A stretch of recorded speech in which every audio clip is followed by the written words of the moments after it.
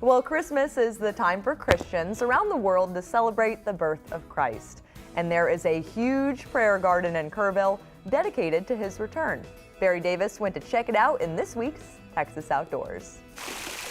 A book, you got to read it, music, you got to listen, but here, people can come by themselves and have an encounter with the one true God. There is something special about this place in the Texas Hill Country. Artist and architect Max Greiner and his wife Sherry say they know now they were being called when a preacher in Austin stopped in the middle of a service and told them they were to restore the Tabernacle of David. I told my wife, I said, I think he's a nut, because we couldn't fathom that. Then about a month later, a phone call from a complete stranger with another request. God said, you're supposed to build a 77-foot, 7-inch cross on Interstate 10.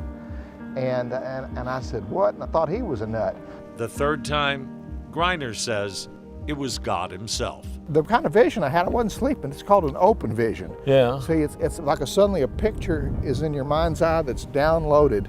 And because I'm an artist and an architect, I quickly got a piece of paper and I drew it all out. Those drawings became the Coming King Sculpture Prayer Garden. You can't miss it. The 77-foot, 7-inch cross towers over Kerrville's east side, and people from all over the world flock to it. But at least 87 countries, and we know for sure all 50 states.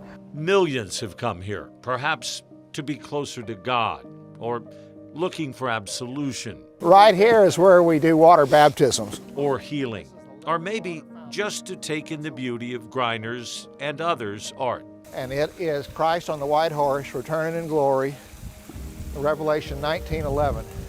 And it talks about at the end of time, Jesus is going to come back and do business. He's going to have a sword and a shofar. Along the walkway, there is scripture. And he, Jesus, was with God in the beginning, John 1:1. Explaining who this man Jesus is, what he did, still does, and will do. We've been told by theologians it's the best 77 verses that explain God that they had ever read. A 25-acre, multi-million-dollar park, all built without a single taxpayer penny, maintained, and now in its third decade, operating off donations, money that divinely comes in. In return, a simple thank you letter. I signed one the other day for a little girl that gave us 37 cents.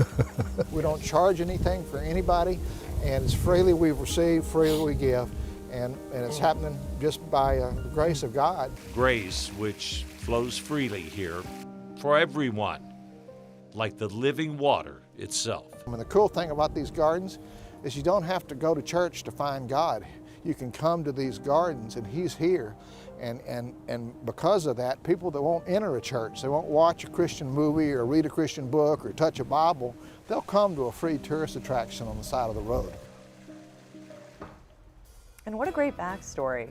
If you'd like to check out the prayer garden in person, we'll put a link to it on this story on KENS5.com. Really